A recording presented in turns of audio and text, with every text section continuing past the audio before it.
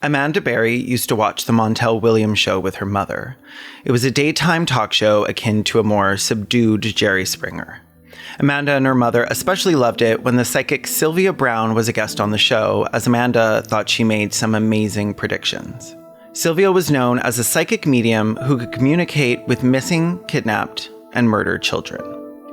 So when Amanda found out her mother was going to be on the show with Sylvia Browne, she was excited. She was hopeful even for the first time since 2003, when she had been kidnapped and held hostage by Ariel Castro, a kidnapper, rapist, and murderer.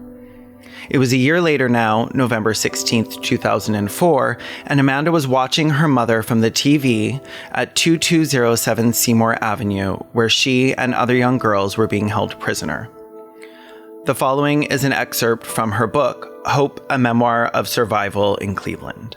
This is huge. Mom's going to be on the Montel Williams show. I just saw a promo on TV which said she's going to be on tomorrow with Sylvia Browne, that cool psychic. I love her. This is amazing. Mom and I used to watch Montel all the time and we loved when Sylvia was on. She made some amazing predictions. I've been praying that Montel saw me on America's Most Wanted and that he would have Mom on with Sylvia. Now it's happening. I hope Sylvia can see that I'm kidnapped and that I'm right here so close to home. I want my mom to know I'm alive. Sylvia has to tell her. There she is. My mom's on TV, sitting right there with Montel and Sylvia. They must have flown to New York for the show. This is so exciting. Sylvia is asking Mom about a Cuban-looking guy who is short and stocky. It's him. He's Puerto Rican, not Cuban, but it's close. Can you tell me if they'll ever find her? Mom asks. Is she out there? Then Sylvia says, I hate this when they're in the water. I just hate this. She's not alive, honey. What? Why did she say that?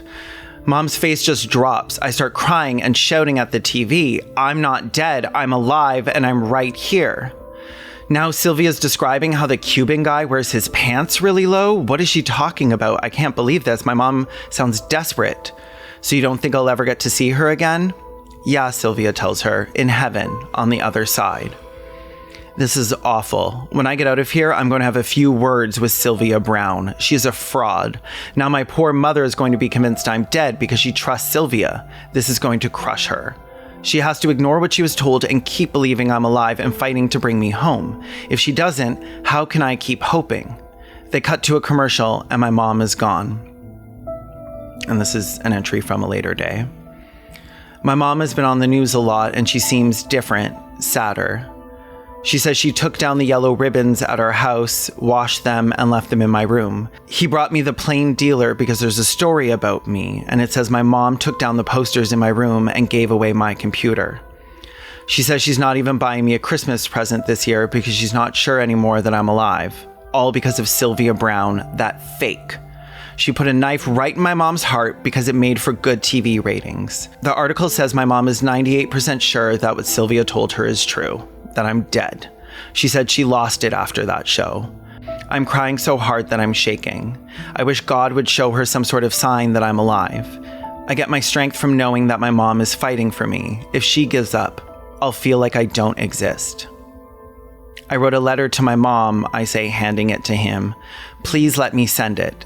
As he takes it from me and starts reading it, I tell him, I don't say anything about you. I just tell her not to listen to Sylvia Browne, that I'm alive. It breaks my heart that she thinks I'm dead. It says you're being held hostage, he says. Well, what do you call this? I snap back. I am being held hostage. Please, I don't mention anything about you. I just say that I want to come home, but I can't. I'm crying now. I didn't mean to sass him because that makes him mad, but I'm so upset I can't help it. I can't sleep. I can't eat. I'm sick to my stomach worrying about my mom. I just want her to know I'm alive. You can't send this, he says, and then tears the letter up and hands the pieces back to me. You shouldn't believe in psychics anyway, he says. It's stupid. Welcome back to Respect the Dead, the podcast where we don't.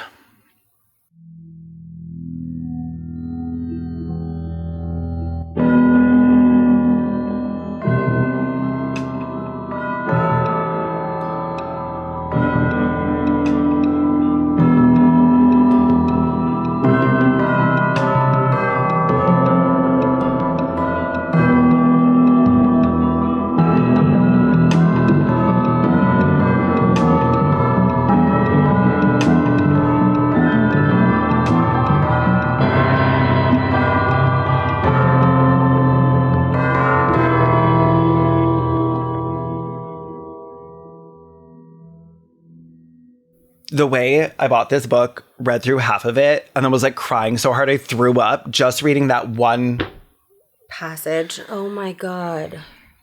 I knew about Sylvia Browne for a very long time because I watched her when I was a kid as well. Like I was watching the same fucking Montel Williams show.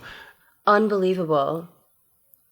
It's it's insane. The you shouldn't believe in psychics is like, number one, that's not helpful. No. Number two, the way she's worried about her mom and like her mom having hope. Mental state, yeah.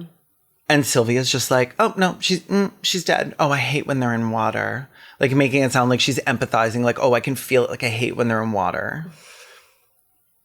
So if you've seen my YouTube channel, you probably know that my big issue with psychics is that they take away hope and they give false hope. Right. I don't care if somebody's like, oh, you're going to meet a man and he's very beautiful and he'll love you very much. Like, I don't like that, but I'm not out here being fun. Like, you should go to jail for that. There should be like a psychic code of honor where like you can't do like murdered or missing children. Yeah.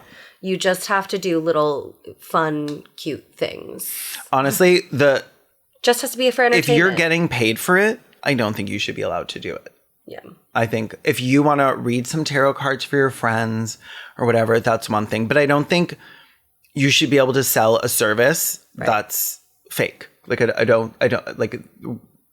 I'm thinking of like cute little party, like on a cruise ship where they're like, think of a number and then they guess the number. And it's like, ooh, that was cool. So it's like a mentalist. Yeah. As opposed to like a medium. Like a little parlor trick is fun. Yeah. You should not be able to speak on behalf of other people or the dead. Yeah. Like there are psychics out there who will say things like, there's quite a few of them that still do these shows where they have basically not like a talk show, but they sell out like a little stadium. Mm-hmm. They walk around with their mic. They pick out people. And somebody will be like, oh, well, like my son committed suicide and I've been trying to contact him. And they'll say things like, oh, at the end, he didn't really want to die. But he slipped and he was like, he wanted to be saved. He was like calling out for you or whatever. That's horrible.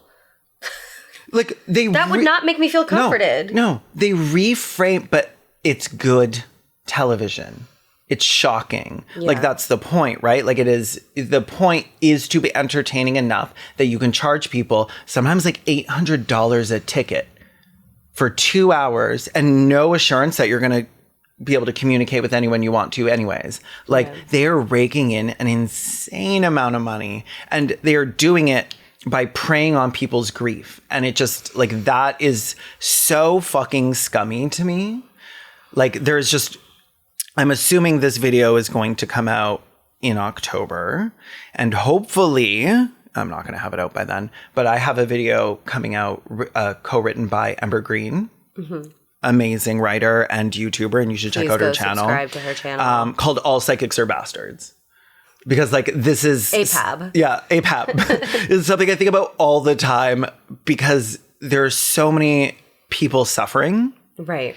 And this has been made into like a big money on TikTok. Like TikTok lives with psychics are huge. And TikTok constantly shoves them at me, even though I'm like, not interested, block, do not engage. So this is one of my, like the Titanic. Special interests. This is who's special interest. One of them. This is one of mine. I could do like a full on like 10-part miniseries just going through each one of these people. Because the thing is, Sylvia Browne is known as one of the best psychics. Anytime I've told people I'm doing an episode on her, like obviously not like our close-knit group or whatever, but just like a random person, they're like, oh, like I heard some of her prophecies came true about COVID. Well, if you say enough things about anything, some of it'll come true. Absolutely. I was literally talking about, I don't know what order these are going to come out, but my Titanic episode, we were talking about how like those like people will make a joke on Twitter and then there's like a whole meme that people have designed to respond to it like every time the joke comes true. If you say enough shit, eventually one of them is going to line up with reality. It's like if you throw enough spaghetti at the wall, a piece is going to stick. Yeah, totally. Yeah. Also, like that stuff about like your son didn't want to die at the end. So I knew someone who died of an overdose, and there's some question as to whether or not it was intentional. And those are the kind of questions that have like kept me up at night. And I like that.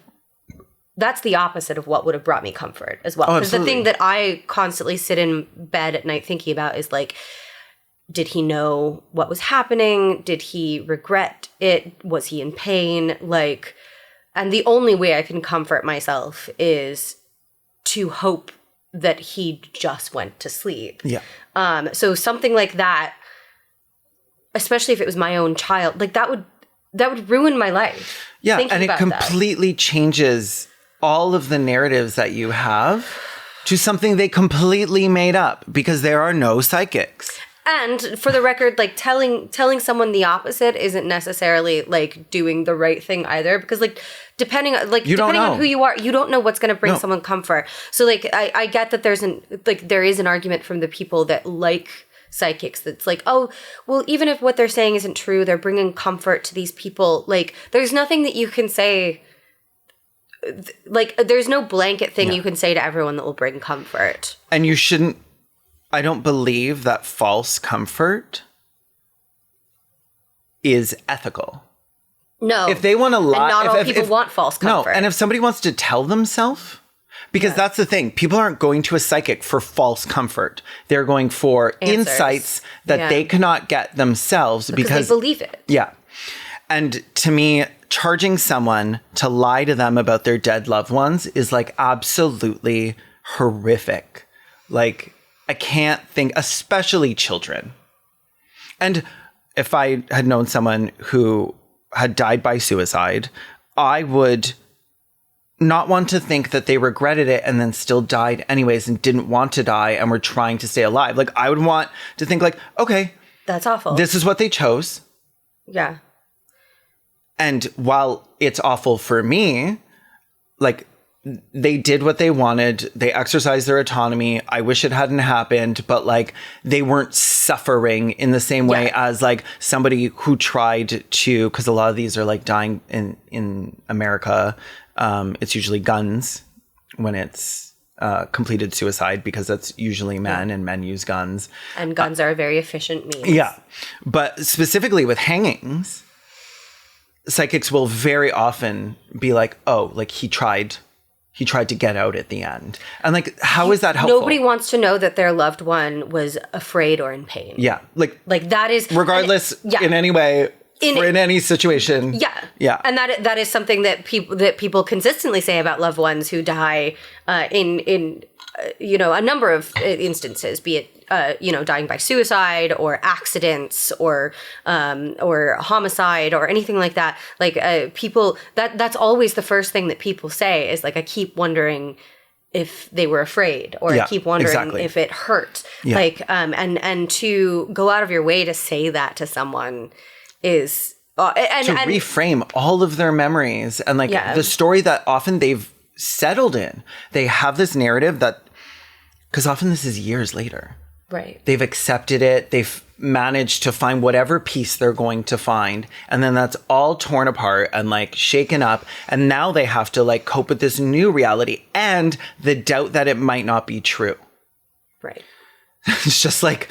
And when it's a parent losing a child, oh my God, that is the worst thing that is like one of the worst things that could ever possibly happen to a person, period. And all of one of the worst history. Losses. It is, you are... A parent is never supposed to bury their child. Yeah. And so to add salt to that wound is hideous behavior. Yeah. Like it's indefensible in my mind. Like that's just... So anyways, that's what I wanted to talk about before we get into the episode, because I don't want to spend the entire episode stopping and being like, okay, so this is why I think this is wrong. Is bad. Yeah. Like, so now we get it. We've established why this is evil. Why I have like a severe ethical issue with this. And if you believe in psychics and you want to leave a comment saying that a psychic was right about something in your life, they weren't. I mean, they might have been correct, but they weren't psychic. And again, like, who fucking cares? Yeah. Like, a psychic predicted that you would meet your husband. Like, I don't give a fuck. You'll meet a man and he'll have two eyes of the same color. It's like, really, oh my God, I did. Oh my God. What is that called? Hyper... The one where like one heterochromia. Heterochromia, that's it. Yeah. Where it's like one blue eye, one green eye. I knew a girl with that once. So beautiful. Oh my God, does that mean we have homochromia? That's adorable. Oh my God.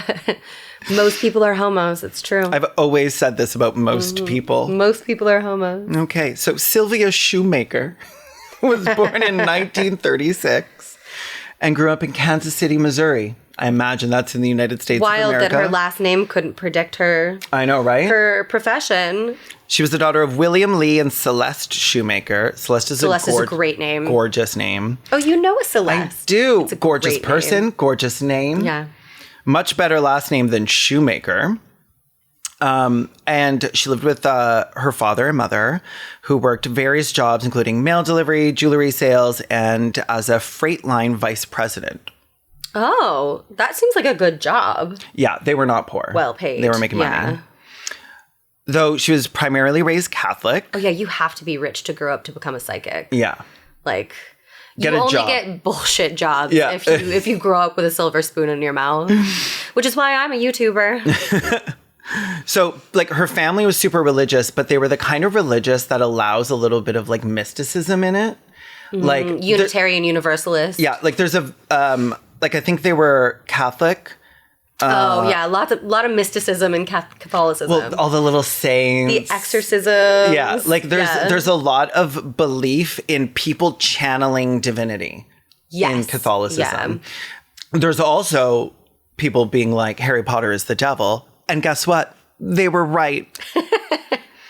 Harry Potter's the devil written by a witch. Mm. Yeah. Mm-hmm. So Catholic, but with an Episcopalian mother, a Lutheran grandmother, a Jewish father, and relatives that were all of these faiths in her life. So it was like a very multicultural. Yeah. Mm-hmm. All the kinds of white. Yeah. And all of these people have like different beliefs on like mysticism, prophecy, but like all of anyone that follows the Old Testament believes in prophecy. Like you got to be able to, like, you do believe that people have the ability to see the future if you believe God tells people the future. Like it's just it's not too far off to be like, oh, she was religious and became a psychic. Like that's right. There's like God told Mary she was gonna have a baby. Yeah. That's God told Noah about the ark. Obstetricians are kind of like little psychics. Like nasty little angels that show up and like, behold, by the way, you're pregnant. Oh my God, showing up and showing like the angel having like one really dark line and one faint line, but being like, sorry, babe, doesn't matter. So she allegedly first demonstrated psychic ability at the age of 5 by experiencing premonitions about the deaths of her 2 great-grandmothers weeks before they passed. And all of this is stuff she said later on. This is not like everyone around her is saying that she was like, and even if she's writing her own story. Oh, but they sounded old as hell. Even if she you know how old a like, great grandmother is. Sometimes like little kids say things. Yeah, like all the time, little kids say things. Is grandma gonna die? Yeah. Yes. We're all gonna die, stupid. I remember saying when I was little, I was like, it'd be really sad if Norman, our cat, died. And then he died. 6 years later. See, but that's the way that you can tell these stories without necessarily even lying. You'd be like, listen, as a kid, I saw like a dark halo grow around my great-grandmother, and then she died. Maybe it was 10 years later. Maybe she had a dark halo.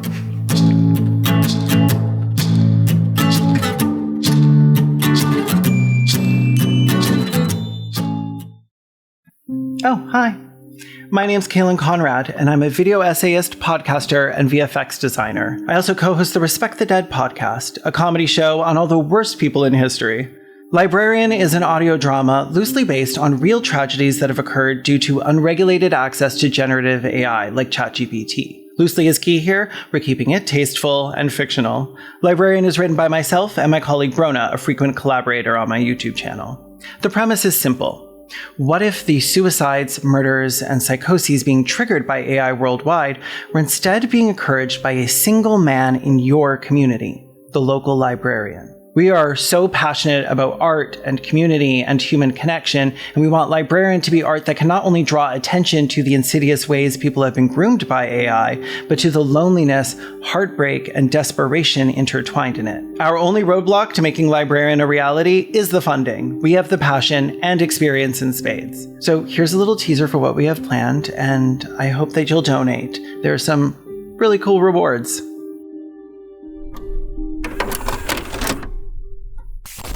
I don't understand why you couldn't talk to me.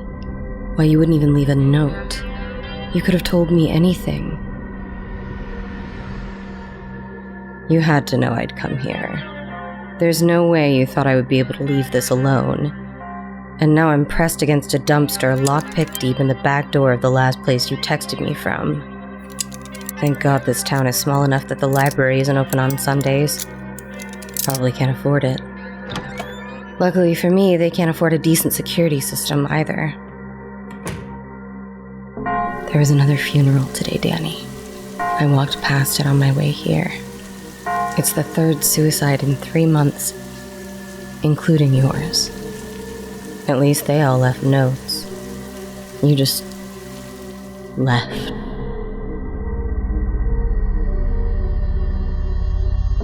And I'm going to find out why.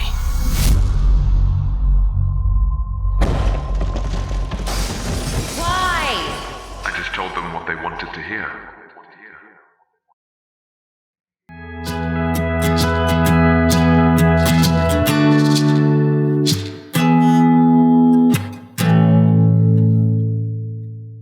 Browne developed as what she called a deep trance medium, claiming to allow her spirit guide, Francine, to enter her body and communicate directly with people through her.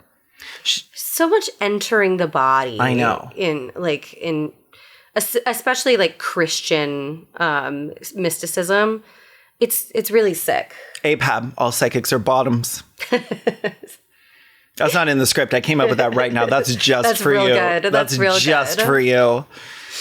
She claimed she could observe heaven and angels, communicate with a spirit guide named Francine again, and perceive... Francine's such a funny name for a spirit guide. No, I want it to be something mystical, like Celeste. She's got curly red hair and little spectacles. Oh, she looks like absolutely. Dee Dee from Rugrats. Oh, absolutely, yes. Francine, and she's got a really annoying voice when she talks. Absolutely, and so does Sylvia Browne.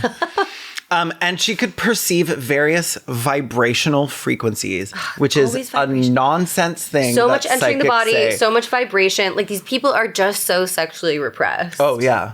They're like, she enters my body and I can feel her vibrations. Francine's vibrating deep inside me. For many years, Browne shared her claimed insights with family and friends and eventually became well known in Kansas City. And again, all of this is according to her. Yeah. So it's entirely possible she would go to like the deli with her mom, and the guy behind the counter who wanted to sell like a little bit extra that day would be like, "Any predictions for me, little Sylvia Shoemaker?" And she'd be like, "Francine says you're gonna fucking die."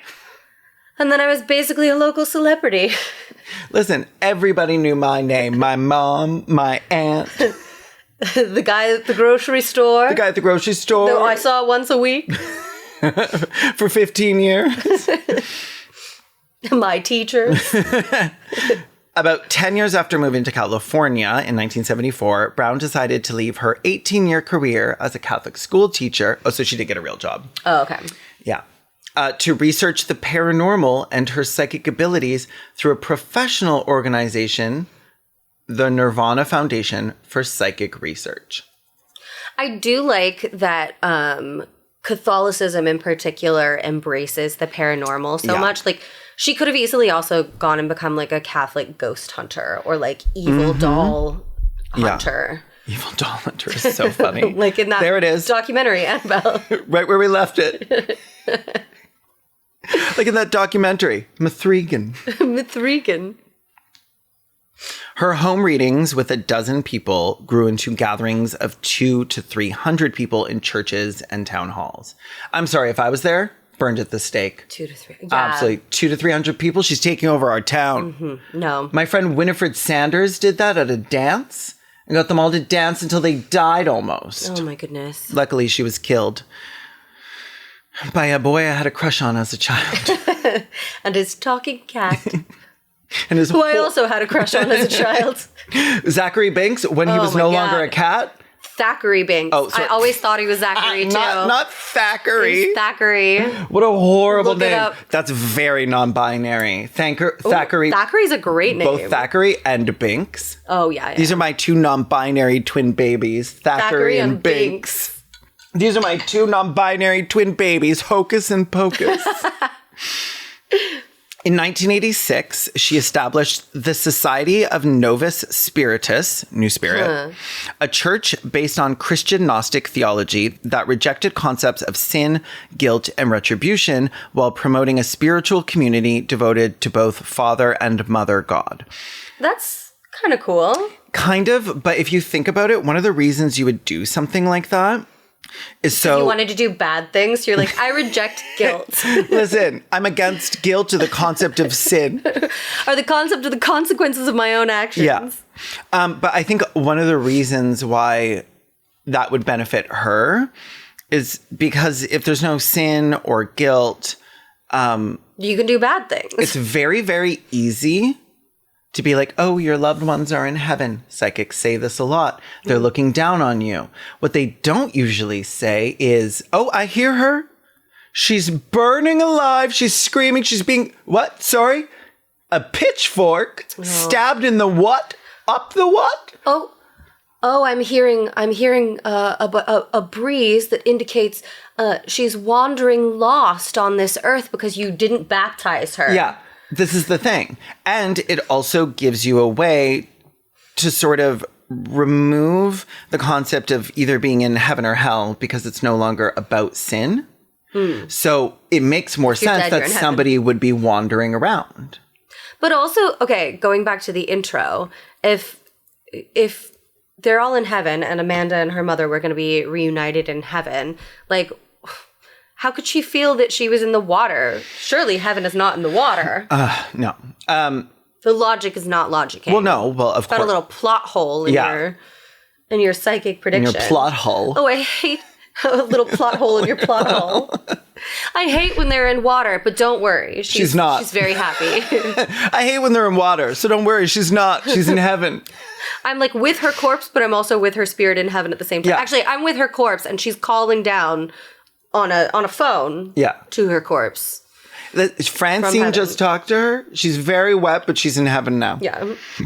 Brown also made past lives a central theme in her philosophy, claiming to have conducted thousands of hypnotic regressions and thousands and hundreds of trance sessions. I don't really understand how past lives fit into the Christian theology. So what they argue, well, what Sylvia would say, and what a lot of psychics use, is once you choose to leave heaven, which you can do, and come back down to earth. So you get eternal paradise if you want it, or for as long as you want it, but you get a little bored. So you come back, you Yeah, have you're like, you know body. what? Let's do it again.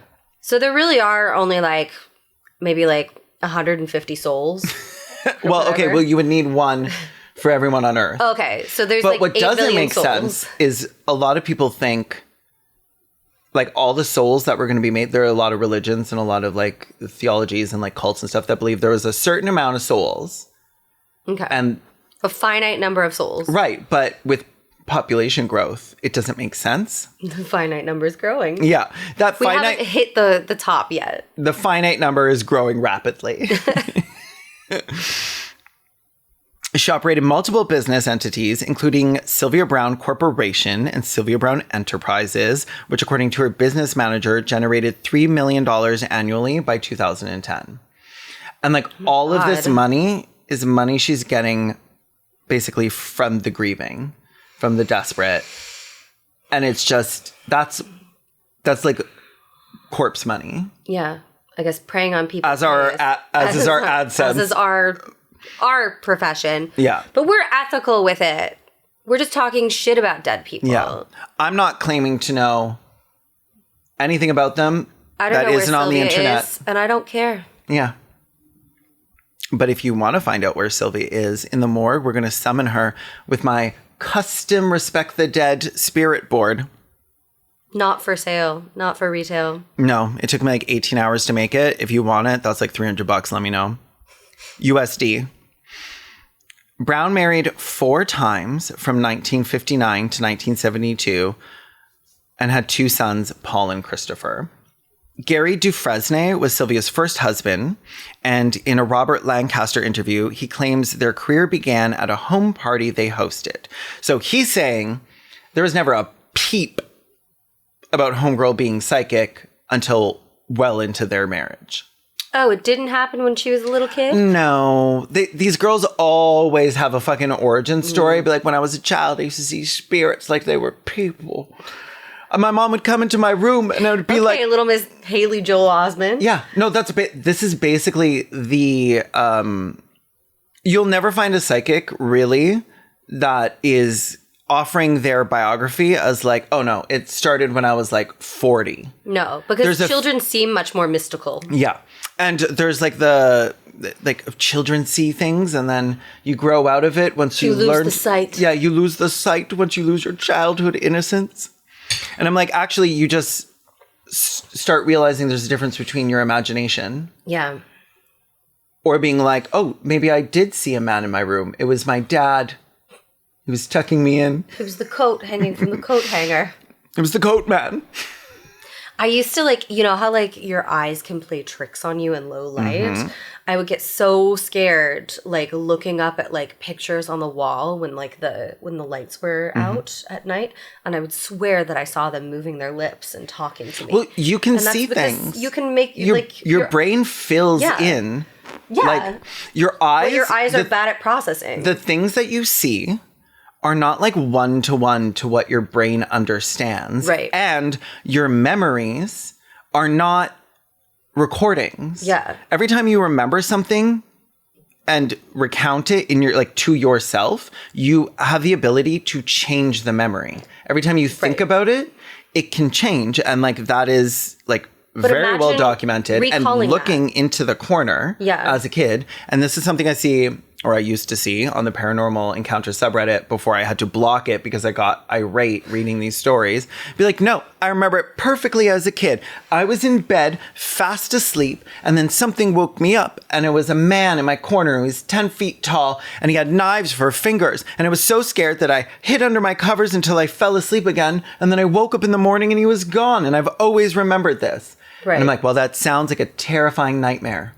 Yeah, which is what I would comment. Which is what it is. And then people would be like, how dare you invalidate me? Yeah. How dare you? I know when I'm asleep and I'm awake. I'm like, nobody knows when they're asleep and they're awake, sweetie. I mean, you know when you're awake. You do not know when you're asleep. That's why sometimes when you're dreaming, it feels real. But imagine I were to go and claim that when I was little, I could talk to photos on the wall.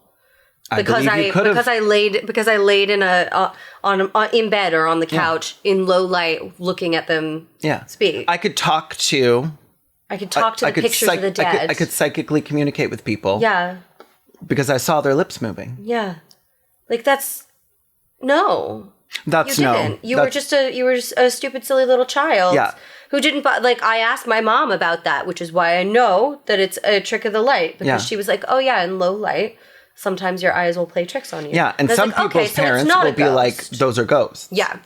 Because that was my first question to my mom, is when I was laying out on the couch, when I was sleeping on the couch and I opened my eyes and I looked at the pictures of us, they looked like they were talking to me, and it was scary. Or is it a ghost? And she was like, no.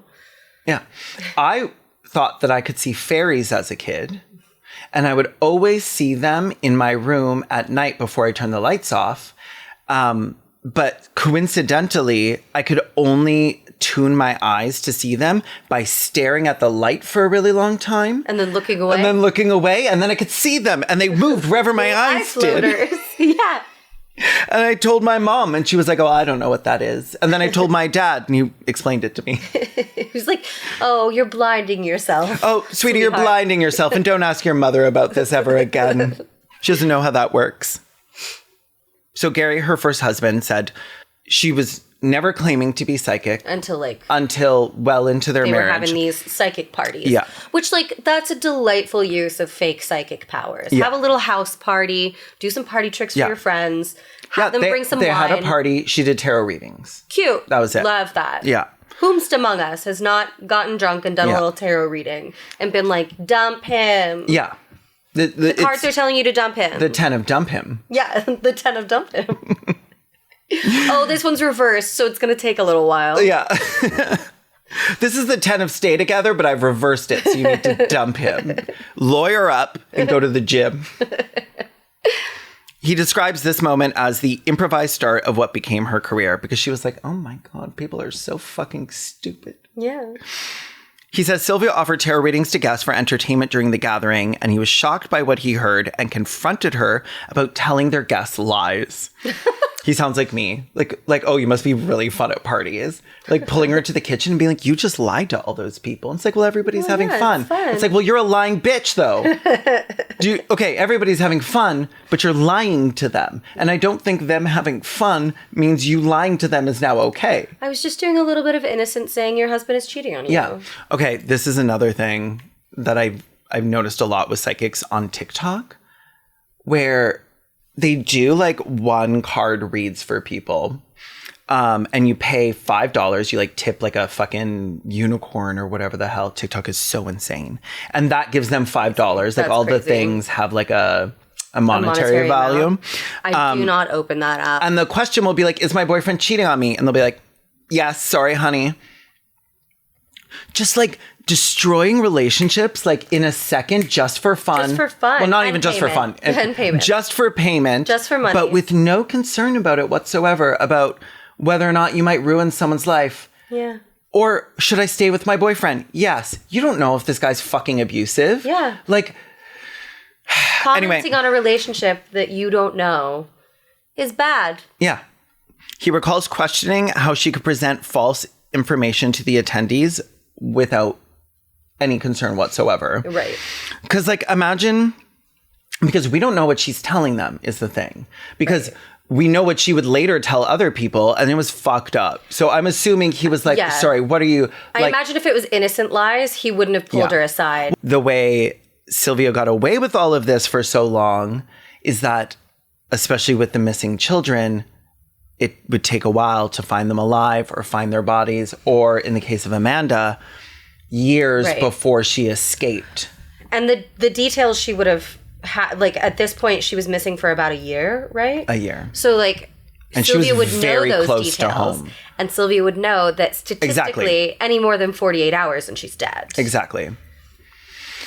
So she's hedging, which is all that this is. Again, absolutely. Psychics are doing close reading, cold reading, not close reading. And again, in a party trick situation where it's you pick a number or pick a card and think of it and don't tell me what it is. It's like a numbers game, and there's numbers that people are more likely to choose than others, and that's fine. But in a situation where it's people's lives, the hedging that you're doing is okay, this is what I know based on crime, or this is what I know based on fertility statistics. Oh, you're 35 years old. Okay, you're gonna have a miscarriage, and then you're gonna carry your baby to term. Statistical data is actually used by them in cold readings a lot, and one of the things that they love is, those lists that's top 20 most common names of this 10-year period. If you know when someone is born, you are so if you look into an audience and everybody's a boomer. Right. And you want to talk about their parents, it's very easy to go back and be I'm getting a Gordon. Is there a Gord, a Gordon, a George? Cherry or Cherry. Yeah. It's very easy. It's all out there for them to find. So he said to Sylvia, sorry, I'm really dragging this one little anecdote on. It's because I keep interrupting. Well, because this is so annoying. It's crazy making. Yeah, it's crazy. It is actually crazy making. This is why I had to get off of those subs, because it is so contrary to like just simple logical thought that it boggles the mind. His little tail. You know, is on I was like, "Can you see how cute he's being?" Oh no, he's grabbed the Estonian. He's tearing it apart. He's sitting on a pile of my photos from a different episode. I'll take a little photo of it so I could drop into the video. He's got an arm over my laptop. So Gary said to Sylvia, "How can you tell people this kind of stuff? You know it's not true, and some of these people actually are probably going to believe it." And according to him, she said, "Screw him. Anyone believes this stuff ought to be taken." No. And like, I have no idea if he's telling the truth, if he is a disgruntled ex-husband that didn't get a lot of the enterprises. But I believe him. I choose to believe him. I choose to believe him because I know she's a liar. Yeah. And we know who she turns into. She might believe these things, right? But she's still a liar. Like I don't care. She's dead, so I don't have to worry about her suing me. She might believe these things, but she knows that she doesn't know the things that she's claiming to know. Well, because she does know that she's been proven wrong. Yeah. And you can't do a cold reading without being like, fuck, like I'm not getting it with this person. I need to move on to somebody else who's like a little more forgiving.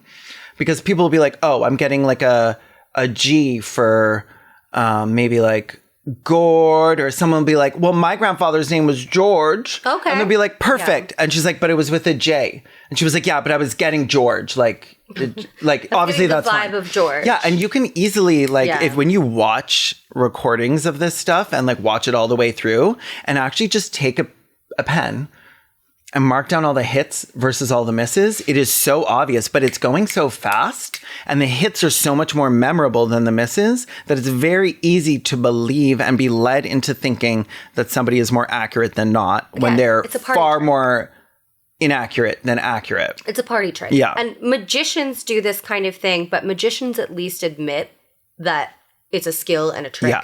And like it is meant to be entertainment, and it's never meant like if you go to a magic show and they start doing the kind of like guess the stuff inside your head stuff, they will never be like they'll sometimes do the like name thing for like a family, but they'll never be like, now let's talk about your dead child. Yeah. Yeah. After his interview, Browne said that he was a liar and dark soul entity, but at least the asshole gave me children. Calling your ex a dark soul entity. Also cute merch. Yeah. But it is an objective fact that Sylvia didn't mind a little fraud. Well, obviously. And we'll get back into that after the break. Her whole career was fraud. Well, advertisement for fraud. Oh my God, I love fraud. I can't believe it's not fraud. We're going to get a bunch of like gambling ads or something. Like Stop the Steal NFTs, or something. Or yeah.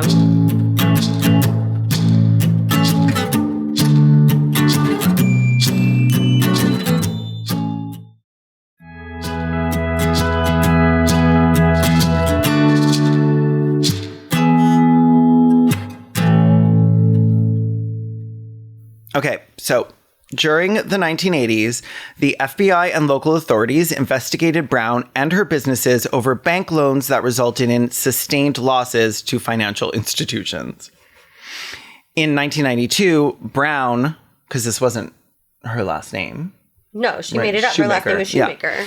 And at this point, Browne... She should have been making shoes. At this point, it was Browne with no E. And her husband, Kensal Dalzell... Oh, she got Browne from him. I lied. And her husband, Kensal Dalzell Browne, with no E, were indicted on investment fraud and grand theft charges after the Superior Court of Santa Clara County found they had sold securities in a gold mining venture under false pretenses, including diverting a couple's $20,000 investment to their Nirvana Foundation for psychic research instead of using it for operating costs as promised. Okay, first of all, we do appreciate a little securities fraud. Well, especially in a gold mining venture. That's so camp. You deserved it. You had it coming.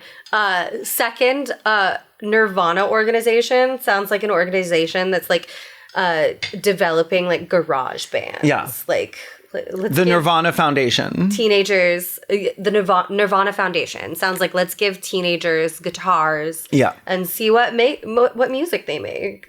And some of it will be horrible, but some of it I'll be able to sell without giving them enough royalties. That's right. Browne pleaded no contest to securities fraud because guess what? She wasn't very good at it. Yeah. And was sentenced to 1 year of probation and 200 hours of community service while her husband received 1 year of probation. She divorced him and began spelling her name with an E at the end. I love it when people get sentenced to community service because it's just like getting sentenced to a hobby. I know. Like, what are you even doing? You're picking up litter?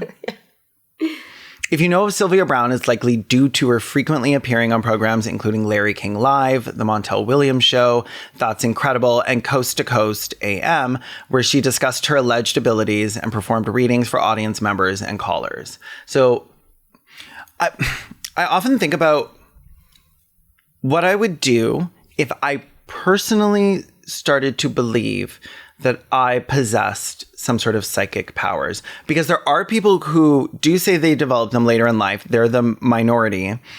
But often after a head injury, near-death experience where somebody sustained serious injuries, was in the hospital, and feels like they came back different. Sylvia has like the reputation of being like she's one of the best in the game. She'd appear with skeptics and non-believers and sort of be like pitted against them, and doing like debates, like actually like debating with skeptics on TV, which you see a lot, like, or you used to see a lot in the 80s. Very embarrassing behavior from skeptics. You do not need to debate these people. No. I think especially back then, like when there was like a huge rise in this mysticism, I do think that I'm of two minds on it. One is just like astronauts should not go on the news and debate flat earthers. Yeah. I do think that debating a skeptic on live TV is nonsense because you do not have control of the edit. No. If you want to do a little write-up on a little video essay. Yeah, on the show that they did. Point by point. And point by point. Mm-hmm. But to position yourself and them as two competing sides that who are you going to believe? We're both just as valid. It's nonsense. It validates their arguments. Yeah. And these appearances are what really propelled her into wealth and fame. And once she had that, she was able to bring in more and more money and book herself on more and more shows. And this is how she got into the missing children niche. That wasn't all that she did, but if you were seeing her on the Montel Williams show, if they were going to ask a psychic about a missing child, it was often just going to be her. She often on these shows would do a lot of prophetic claims as well. Classic. Which we'll get into, but sometimes, very rarely, she would make a claim about an ongoing situation. And one of these times is the most notable because she made a claim about a breaking news story that was breaking while she was on an interview. And she decided to, I'll just tell you. On January 2nd, 2006, a coal mine explosion at 6 a.m. trapped 13 miners, not children. I remember this. I don't remember her. I remember the coal mine, though. The Sago mine. Yeah. And they were trapped for nearly 2 days. At the time, it was the worst U.S. mining disaster and received extensive worldwide news coverage, with many media outlets initially reporting that 12 of the 13 miners had survived. The next day, on January 3rd, 2006, during a Coast to Coast AM radio appearance about the Sago mine explosion, Browne said, "I knew they were going to be found," because early reports suggested 12 of the 13 trapped miners had been found alive. But breaking news happened while she was still on the show, And the reports had been made erroneously. And what they meant to say was that 12 out of 13 had died, not survived. And immediately she changes her story on the news directly after just saying, I knew they were going to be found. Checking your little Google alerts and being like, Yeah. I meant died. Yeah. I meant died. Sorry. When I said found, I meant found dead. Yeah. I didn't believe that they were alive. I didn't think, and I've been on the show with you, but I don't think there's any that are going to make it. The host replied, they say there are 12 gone. I think we threw you a curveball. We were telling you after the fact. And she said, yeah, no, I did believe that they were gone. I told you they were going to be found dead. And it's moments like that where if you were to actually test a psychic, which you can do, if you take them out of a situation where they can control everything, where they have like the full say in everything, and there's a reason why all of these fucking performers, because that's what they are, do not allow recording at any of their events, except for their people record it and then edit it. Right. Because they need final say to take things out, to leave in the big ones that feel like really good hits. And this would be a pattern for Sylvia because when in doubt, lie. Yeah. This specific instance I'm highlighting first because I think it's telling that, like, for me, this is proof enough for me that if she truly believed in her powers, she could have just said she was given the wrong message from Francine or whatever, or like they were all going to be found, but then one of them made a decision that changed all of their fate. Like, you know what I mean? Like, instead she was just like, no, that's not what I said. That's not what I believed. And like, the change up shows me that this was her trying to cover her tracks as opposed to... You can't just lie. Because like, if you truly believed it, you would be like, I don't know how I was wrong. Like, no. Like, you know what I mean? Like, she's just lying. Yeah, she's just straight up lying. And she would always like switch to gaslighting you, to be like, keep up, honey. That's not what I was talking about. You misunderstood me. And she would often highlight the vague posts she got right, while then ignoring all the misses in her predictions. Right. Like with Amanda Berry, she told her mother that she was dead, as we know, and in water. But she also said she died on her birthday, which was a day after her kidnapping. So she was like, she only lived for a day. 24 hours, exactly. 48 hours. It's like statistically what you give to find children alive. Mm-hmm. And she said that she didn't suffer, which she did. She was kidnapped and raped and had a baby by him. Oh my God. And that her black hooded jacket was in a dumpster with DNA on it. Amanda was alive, and in December 2006, she gave birth to a daughter. DNA has confirmed Ariel Castro, her kidnapper, as the father. In 2004, on the show, she had described him as Cuban-looking, short, kind of stocky build, aged 21 to 22. On May 6, 2013, Barry fled after being held in torturous conditions for 10 years with the other girls. Oh Police called Barry a hero for her escape because she led them back to save the other girls. Yes. Two others, Gina DeJesus, who wrote this book with her, which you should buy. I won a Pulitzer Prize. Wow. And she was like, he's not Cuban. He's not short. And at the time of my kidnapping was 20 years older than she said. So not only did she lie and say she was dead, she gave the wrong information to try and look for him. Like that should be considered obstruction of justice. Yeah. Like that is, police departments listen to these kind of people. Like, bitch, you are complicit. Police departments actually listen to psychics. Very, very rare. And there's a lot of talk now about how psychics are actually perpetuating that myth. Oh, really? Yeah, because they'll be like, I have given information on 500 different crimes, and the cops are like, yeah, because they're obligated to write down any tips or information they receive. Okay. So she could be like, I gave them the tip, they took it down, and eventually they found the killer. And it's like, well, yeah, but not from your tips. Wow, this episode's giving me a little bit more faith in police departments. I mean, Broken clocks. The bar was extremely fucking was really low. It's like But we stepped over it. Don't listen to Sylvia Browne. Great. How many dogs do you kill a year again? All of them. Yeah. More than PETA. Love dog killing. Brown also said that he worked Ariel Castro, but she didn't know his name. This 22-year-old Cuban-looking man with his pants down under his ass, which is just like, she's just racist. It's giving Sherry Papini. She's like, it's a gang, it's a spooky gang member. She said he worked with other people, which I think was an implication that this was like a gang rape and murder. But he worked alone.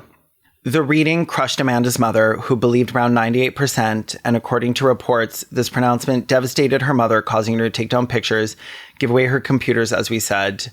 And she would die of heart failure before her daughter escaped. So she died believing that her daughter was dead. And Sylvia Browne, when discussing this case, would say, we can't be right about everything, but I was right about him being Hispanic, and that they wouldn't see each other again until they met in heaven. Are you fucking kidding me? So she counted this as a win. I am like, I wish, there are very few episodes where I'm like, no, I wish hell was real, and I'm okay with all the unbaptized babies going to it. just for this just for this bitch. I wish she was alive so that I could hit her. I know, literally, with my car. Yeah. I don't have a car, but I will buy a car. Back up and hit her again. Yeah. Vehicular Brown slaughter. In 2002, also on the Montel Williams show. Okay, you know what? First of all, you got some pictures? This is Sylvia Browne. Why is she wearing clown drag? Why is she dressed like she's in Cabaret? It's in a production of Cabaret. She was very much, she's like, I'm a no-nonsense psychic. I'm an all-American girl. And I'm like, you are an all-American clown. Yeah. None of that needed to happen. None of this needed to happen. She got the same bangs as Courtney Cox in Scream 3. Like fucking these little wispies. Look at this. Think so, Queen. This is a lady you can trust. Imagine looking this woman in the face and being like, yeah. I believe everything you're saying. She seems like a serious professional. Seems really grounded. Like, I believe you can speak to the dead because you speak their language. Because it's your first language now, you fucking corpse. You wax figure. And for people who don't know, this is Montel. Bald. Trustworthy. You cannot trust a bald person. I always say, if a bald person is telling you something, don't not believe them. And this is her son, Chris. Who is also now a psychic. Montel Williams. Bald. Yeah. Bald. A lot of bald men in this episode. Mm-hmm. 2. Well, that's because there's a lot of sin in this episode, and baldness is a sin that... it's a punishment for your sins. It's a punishment for your sins. It's an earthly punishment. For your sins. That's what happened to me. Too many sins. I found out too late being gay. Sin. Nobody ever tells you that. Nobody has ever told me that in my whole life. Oh, no. If I had been warned, maybe I wouldn't have chosen to be gay. So, on the Montel Williams show, Brown had told the parents of Sean Hornbeck, missing for 4 months, that the boy was dead. She said Sean is no longer with us and claimed that his body was near 2 jagged boulders in a wooded area some 20 miles southwest of their Missouri home. In fact, Brown was simply describing a general area that had been searched several times that had received publicity. She had seen them searching the area, seen the 2 rocks. And this is what we call a hot reading. Yeah. A hot reading is when they go in knowing information and pretending that they're receiving it in a psychic way. It's very easy in today's day and age when you can look up somebody's Facebook and they'll have like fucking memorials. You can Google. If you Google someone, an obituary, you can often find like, and they are survived by their daughter this, and this. And that will be on the... An Ashley. Ashley? Yeah. Is there an Ashley in your... Ashley, your daughter? Or somebody was Ashes. Oh, okay. Yeah. Ashesley? I'm sorry, you're dead one. I'm getting soil worms. Both of us yell like worms with like a transatlantic accent. Ridiculous. Stupid as hell. Ridiculous podcast. Almost 4 years later, Sean was found alive, again having been held with another boy by like a fucking mass kidnapper in St. Louis. Sylvia told his parents that he had been killed by a dark-skinned Hispanic man with dreadlocks. Sylvia's really got a thing with Hispanic This racist men. fucking bitch. I swear to God. Hornbeck was found alive in 2007 with his Caucasian short-haired kidnapper. Yeah. She's like, a child missing? There's gotta be a brown man involved. There's gotta be. What else could it have possibly Meanwhile, been? white men love kidnapping White men and serial killing. love kidnapping. They Always. love killing people in a serial kind of manner. Oh, absolutely. Yeah. A white man, they can't kidnap just one. No. Oh, there goes Angus's Goodbye. food. Goodbye, Goose. Lunchtime.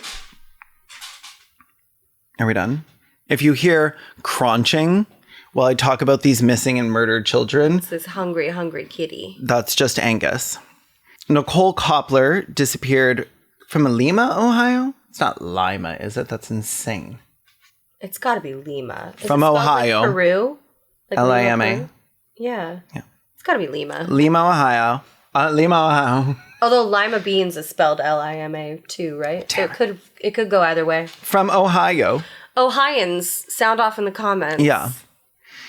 On May 19th, 1999, after running away and meeting an older man, Glenn Fryer, who police quickly Never trust an older suspected... man. No, I've always said this. And they found her identification, hair, and photos at his house in August 2001, along with evidence he was raping underage girls, including a murdered Kentucky victim. Oh my God. Fryer was arrested for rape and child sexual assault material and agreed to a plea deal, but died by suicide on February 18th, 2002, before revealing what he had done to Koppler.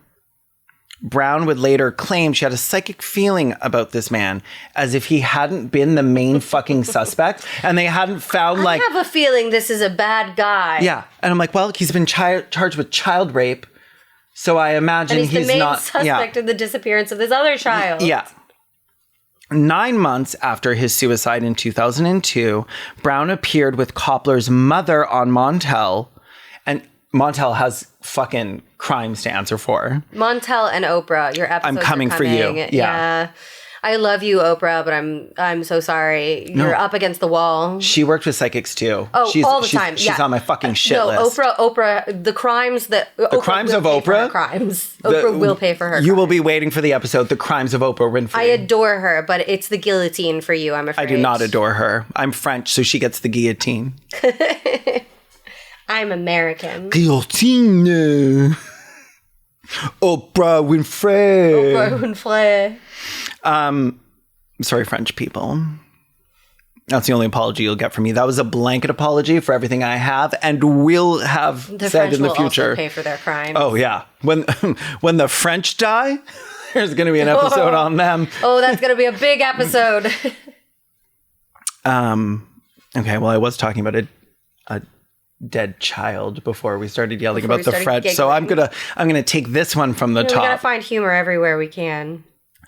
9 months after Fryer's suicide in 2002, Brown appeared with Koppler's mother on Montel and stated the obvious outcome that Nicole was deceased. Then when asked if Nicole's body was in the basement, she vaguely responded, yeah, in the house or under the house. Or under a different house. Koppler's skeleton was eventually found in 2012 when the house was demolished and the foundation was dug out. But Brown's numerous other predictions about being smothered, people named Kevin and Billy being involved, 3 males participating, or interstate transportation were either wrong or unsubstantiated. Her contradictory location predictions near, under, and in the house simultaneously.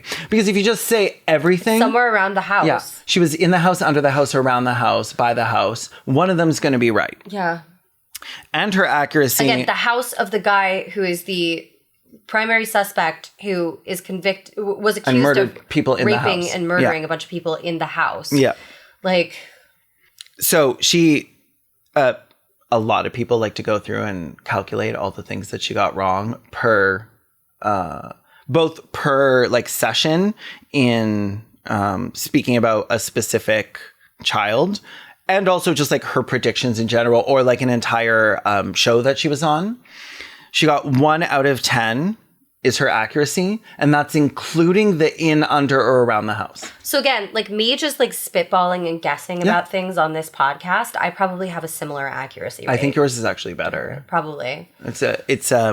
She is way worse than Chance. Chance would be, it's not, like people always say like Chance is like 5 out of 10, but that's accurate if you're for like a coin flip. Yeah. And a coin flip would probably be more accurate than Sylvia Browne. Yeah. Well, definitely would be more accurate. Oh, than her, yeah.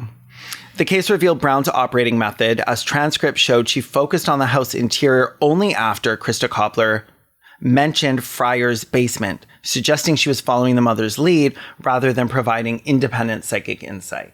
So, like, she mentioned the basement, and then she was like, so she's in or under the house, somewhere near the bottom of the house. And it's like, well, yeah, I just said fucking basement. Yeah. You know where there's always a basement? The only place a basement can go. If it was anywhere but there, it wouldn't be a basement.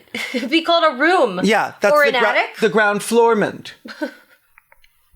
Nearly 10 years elapsed between Browne's reading and the discovery of Koppler's remains, with law enforcement finding the body during routine demolition work while Browne played no role in locating the victim. Let's take a break. I need a break for a second. I need a drink. I need a little sip of water.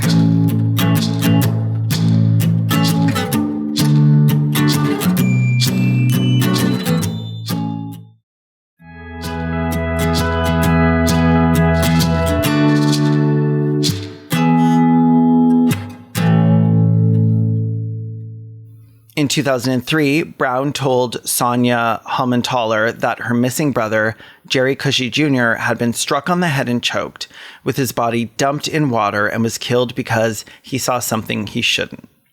In 2010, Ronald Curran and Christopher Myers were charged with shooting Cushy over a drug debt, with Myers leading police to 2 wooded burial locations where they had hidden the body, proving Browne wrong about the manner of death, the location, and the motive. In 2006, Browne told Alexandra Dusky's mother that her daughter's murderer was sort of like the Zodiac killer and linked to 4 other women. And that he was a killer. Yeah, and he was a killer. And he liked to write little notes. In 2012, Matthew Pugh, her former boyfriend, was charged with only 1 murder after evidence led the police to him. You would think she'd be smart enough to just be like, it was the boyfriend.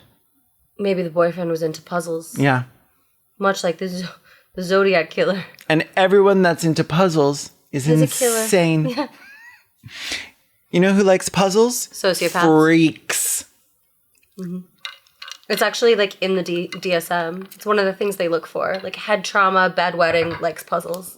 Likes puzzles. But specifically like a 10,000 piece puzzle. No, killer. That is sick. That murderer. Is sick.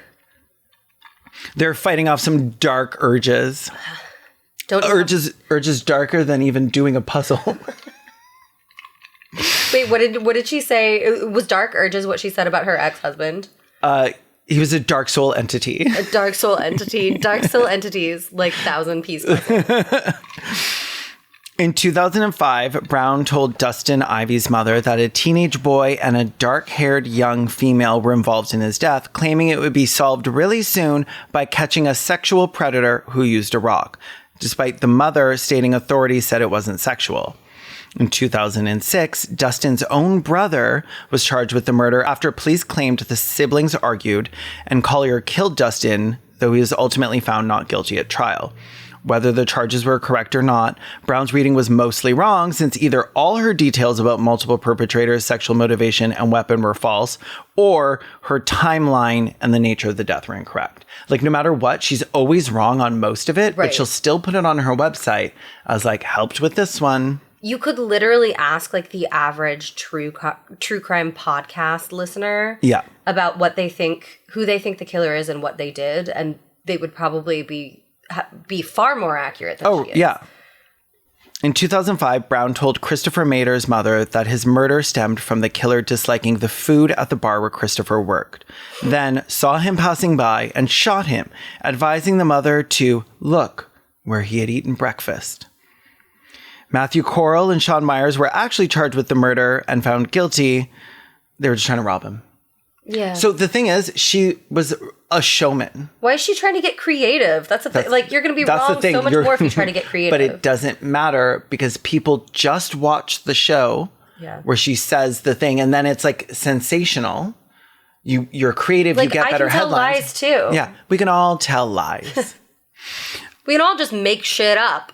And the thing is, like, people will. It's like when a newspaper goes with something sensational. It's like you will always see the headline, but you never see the retraction. Right. It's the same thing. Yeah. You just remember that she knew so many details that it feels like who would guess something so specific unless they knew. And that works on people. Like, it is very convincing to people because she's like, she's in water. She died the day after her birthday. And it's like the day before her birthday. And it's like, oh my God, she went missing like 2 days before her birthday. So she died. Right? Like, okay. And these are just a couple short ones.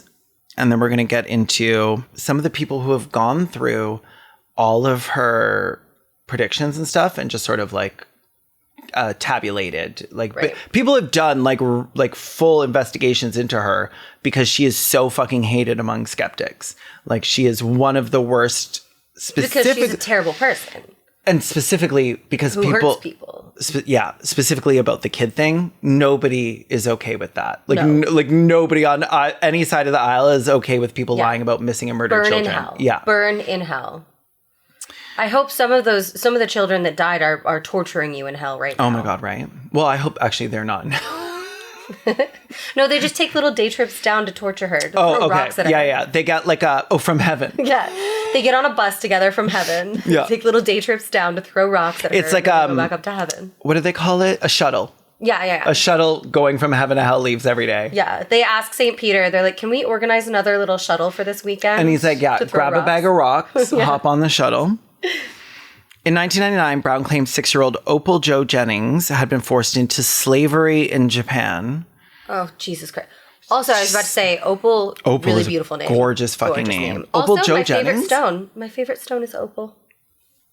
Beautiful name. It was a local man. Yeah. Obviously. Traffic to Japan. And she died within hours. She's like, I know. In 2002, Browne said Holly Crewson was working as an exotic dancer in Hollywood, but dental records identified she had been murdered. She told Linda McClellan's family that she was alive in Orlando and taken by someone with the initials MJ, but it was found again, her fucking son-in-law murdered her. Like, well before that. This one thing, the families, she has made people either not suspects who did it, and also suspect people who had not. Innocent. Because a lot, she has done this, and other psychics have done this. I don't want to pick, I think I know the name, but I don't want to say it because I don't know for sure. And unlike Sylvia, I don't just like to lie for fun. Yeah. You like to do a little bit of the slander. Yeah. But there have been times, again, with people who committed suicide or were found dead, through ODs and stuff, somebody was there with him who could have helped him and didn't.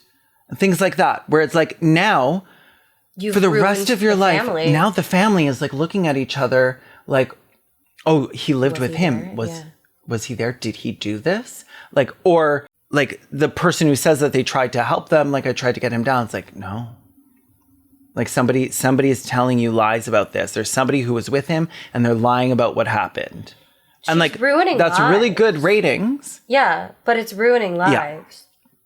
In 2004, Browne claimed 19-year-old Ryan Ketcher had been murdered and his body was in a metal shaft, but he was actually found in 2006, drowned in his truck at the bottom of a pond.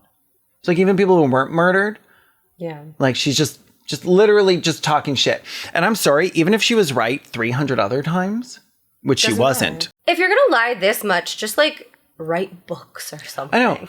Why don't you write little mystery novels? Yeah. Why don't you do Joanne Rowling? Yeah. Lie in books. And tweets. You can even do ripped from the headlines lying in books. I wanted to go through all these cases, and this isn't even all the cases, because to this day, people use these missing and murdered people's stories to prove that she was a legit psychic. Oh my God. Not knowing that after the show was on, more information came to light. That proved her wrong. Yes. People much smarter than I have gone through all of her cases and examined her entire history of predictions and guesses and quantified it all out for us. In 2010, the Skeptical Inquirer published a 3-year study examining Browne's predictions about missing persons and murder cases, finding that despite her claims of being over 85% accurate, she has not even, and this is a quote, has not even been mostly correct in a single case. Not mostly correct in even one, because she made such wild predictions. That's it. You would have a better accuracy rate just by guessing. Oh, but if you just said dead or alive. Yeah. Then you got a 50-50, right? Yeah, but nobody's going on Montel for dead.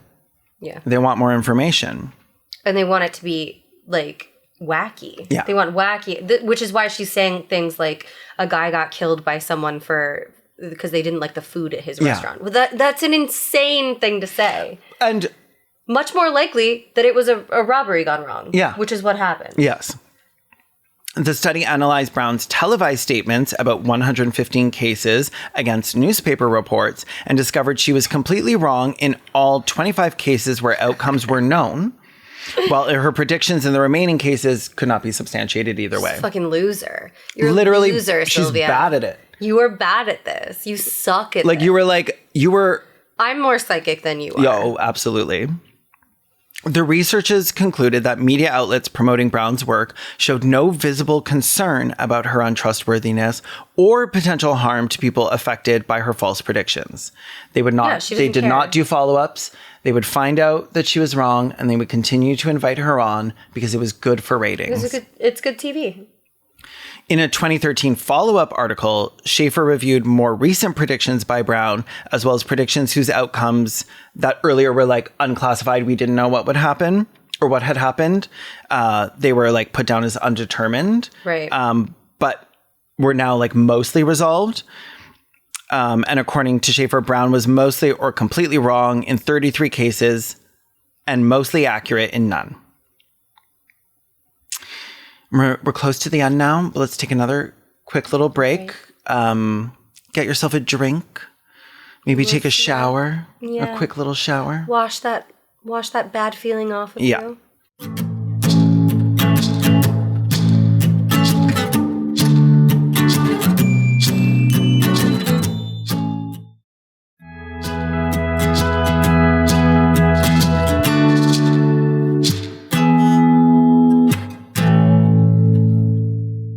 So Browne maintained a large following with a 4-year waiting list for telephone readings by 2007, and hundreds of followers paying thousands of dollars each to join her on cruises for her psychic readings.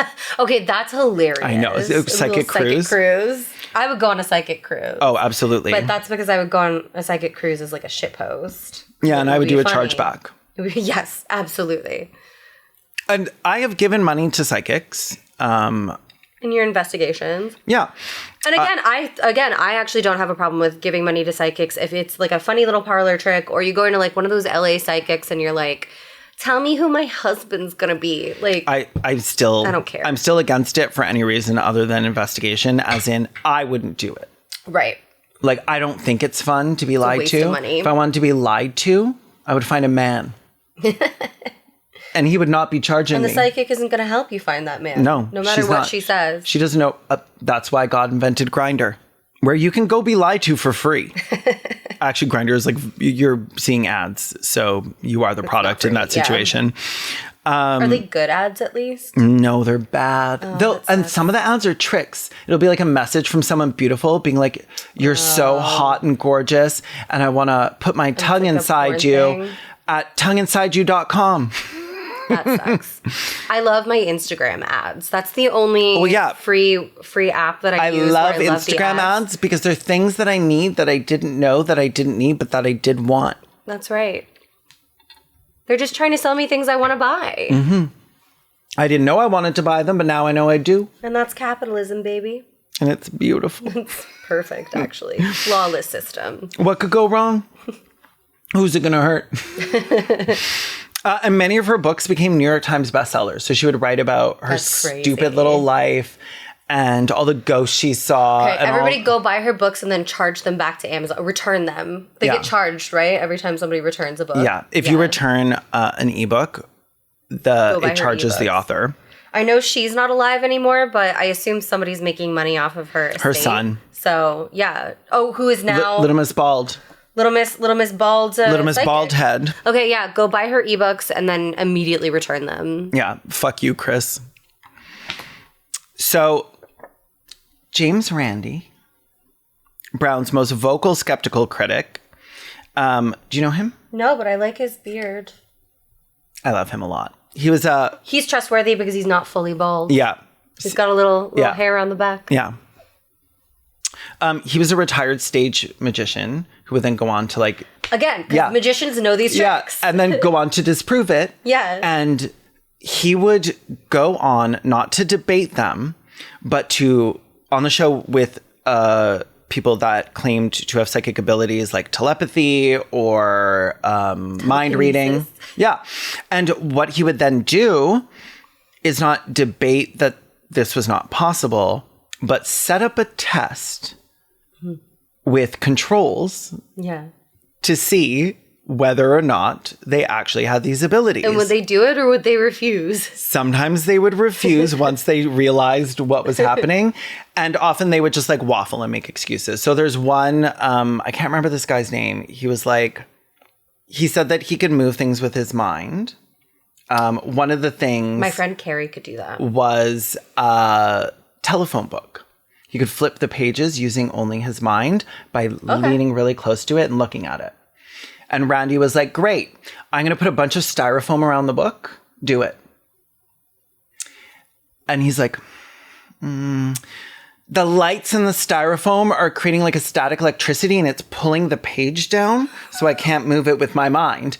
And he's like, see how the page is stuck? What does the styrofoam actually do? So he's expecting him to blow it. Okay. Because I was like, clearly it's a trick. He's expecting him to blow it. Magicians do this kind of stuff. They move things with their minds, but they know it's magic. It's very easy to be like... Right. It doesn't look like I'm doing anything, but I'm doing something. And if there was a bunch of styrofoam or feathers here, which is something that people would also use in these tests. Why can't you move cement bricks? Yeah. If you can move styrofoam and feathers. And it's... You always have to be able to get super close to it or touch it is always the thing. And it's I'm sorry, then you're not using you're not using your mind. Your mind's not very powerful. I would be able to do it from across the room. Yeah, watch this. Nothing happened. But if I had powers, I would have been able to do it from this distance. If I had powers, things would be so much easier. Yeah, and he was like, okay, so if this is the phone book, he was like, the static electricity is keeping the pages down. So even if it were to lift up, watch, even if it were to lift up, it wouldn't fall that way. Even if it were to lift up, it would fall back down this way. That's why I can't lift it. The static is pulling it down this way. So even if I could lift it with my mind, it would fall towards me. Sorry, it would... He just kept trying to do it. And it was so embarrassing. So he was Sylvia's most vocal skeptical critic. Right. And he was talking about her specific accuracy rate being she claims 85. I think it's practically 0. So he offered her, I think it was the Center for Inquiry had a $1 million prize for anyone that could prove they had psychic powers. And all they had to do was come in and do a test under controlled circumstances. Every single person failed, or once seeing the setup for the test, bowed out. Because if you're saying you can read somebody's mind and you're able to do it easily, they're either stupid or a liar. Yeah, the stupid ones did it. Yeah, the liars bowed out. So it would be things like, oh, I can read somebody's mind. It's great. We're gonna have you in one room with a one-way mirror, and a person's gonna be on the other side of the glass. And they're going to be looking at a spinning like sort of like the Wheel of Fortune with different colors and shapes and numbers. So we're going to spin it. It's going to be completely random. And you just need to tell me what color, shape, and number they're thinking of. And it was worse than chance every time. Like stuff like that, right?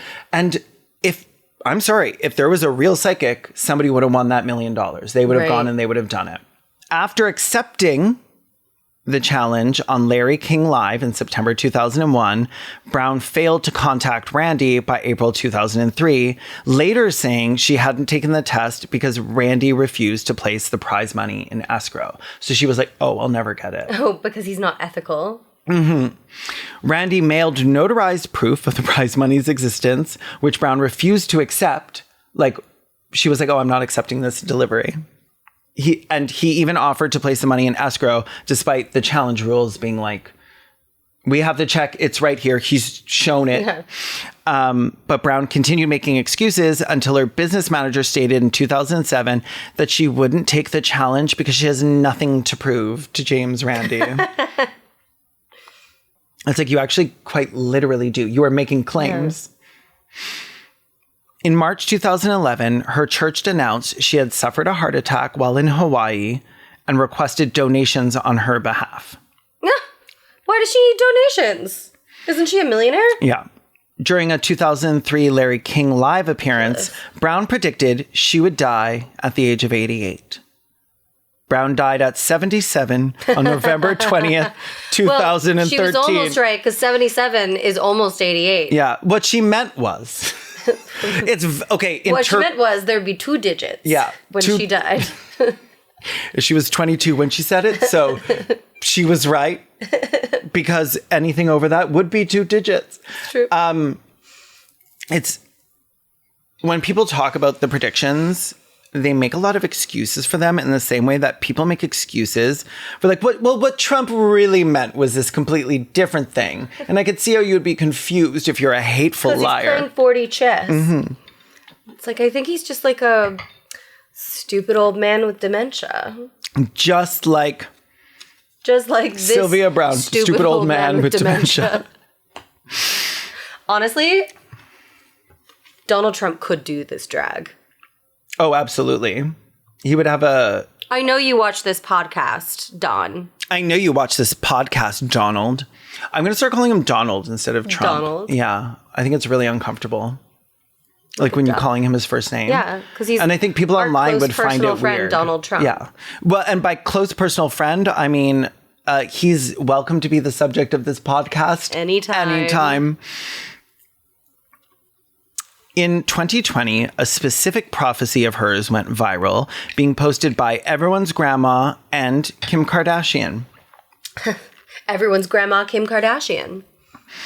By this is the full quote. By 2020, we'll see more people than ever wearing surgical masks and rubber gloves in public.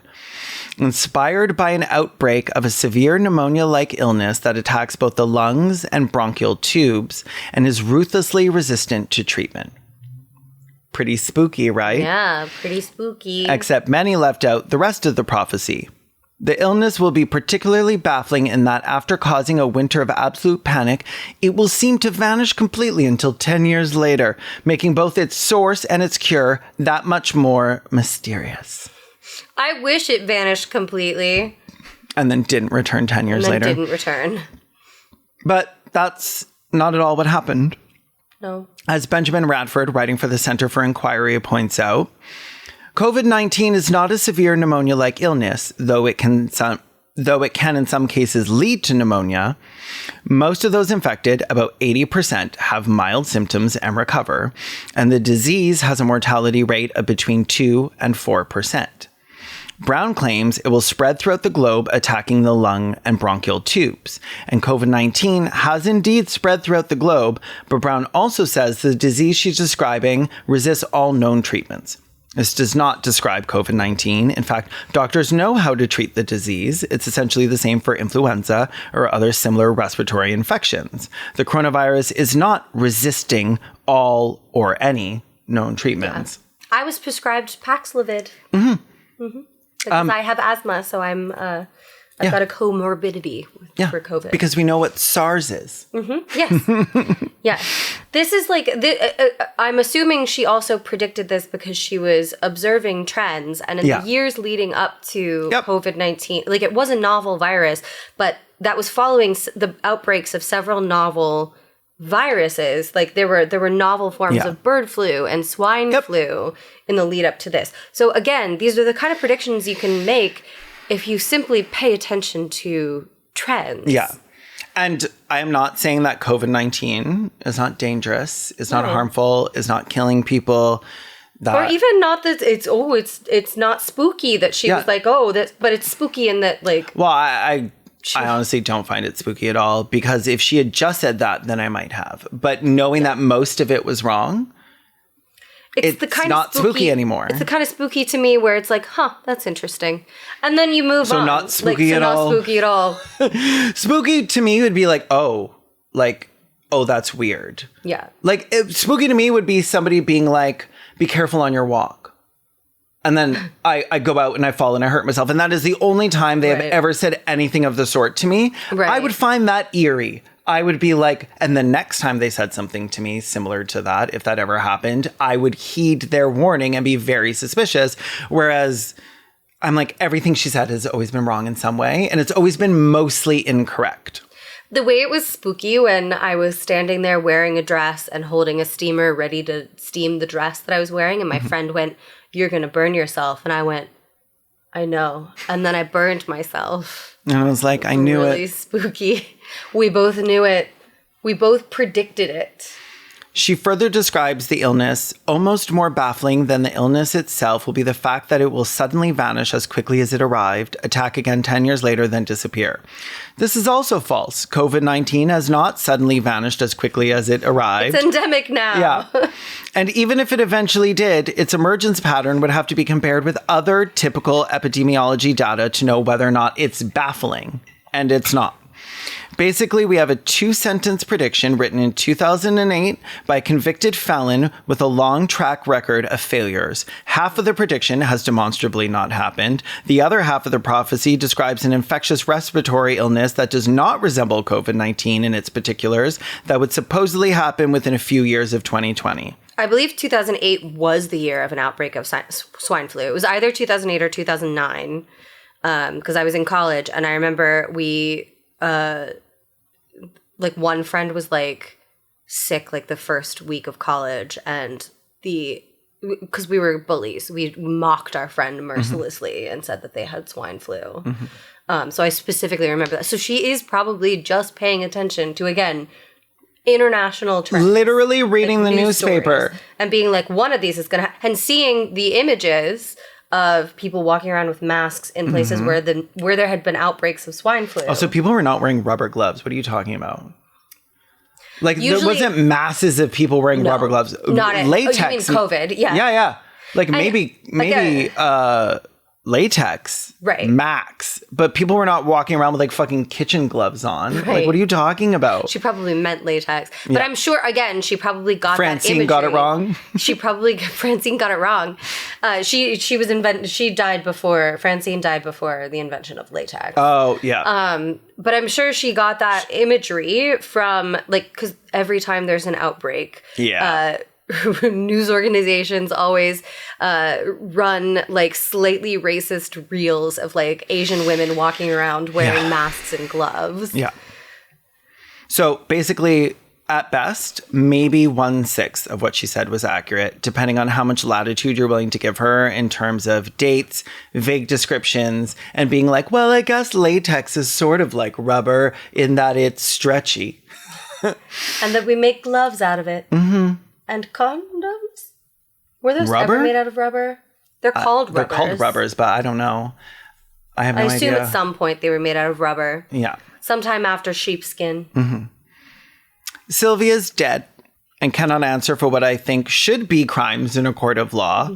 But that's not the Hague. Right? But that's not the only way to see her take accountability. As a real doctor and certified paranormal investigator, there is another way. If you want to watch us try and contact her, nasty little lying ghost with our Respect the Dead spirit board that I made, you can watch that as a member of our Patreon or YouTube. I'm Kaylin Conrad. You can find me on Blue Sky at Kaylin, or at Kaylin, and on Twitter and Insta and YouTube as Kaylin Conrad. I'm Hoots. You can find me on Twitter at Punished Hoots and on Blue Sky at Hoots.